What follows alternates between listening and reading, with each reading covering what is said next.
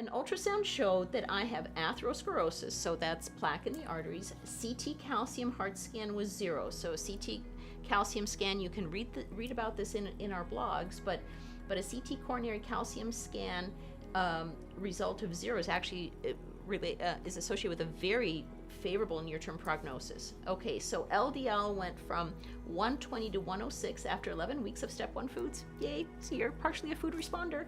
I'm 65, BMI of 21, so not overweight. Low blood pressure ratio went from 2.8 to 2.4. Cholesterol ratio, the lower it is, the better. That means you have more good cholesterol related to total cholesterol results, and you can get to a better cholesterol ratio either by dropping your LDL or increasing your HDL, or ideally both. Will my numbers continue to improve with step 1 foods, food interventions, or should I consider taking a statin? Okay, so I'm going to stay away from providing personal medical advice, because that would be completely irresponsible of me. This is a decision that is best made between you and your physician. But I can say a couple of things. So number 1 is, will cholesterol continue to improve?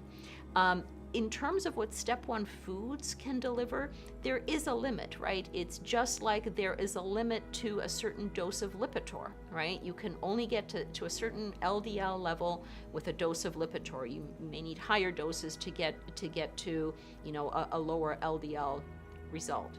From a food perspective, so step 1, I think going from 120 to 106 on LDL or bad cholesterol is maybe the limit of what we're able to accomplish in you. Having said that, step 1 isn't the only thing you can eat, right? There are many other things you can change in your diet that can help continue to affect this cholesterol absorption part of the way cholesterol levels are affected in our bodies.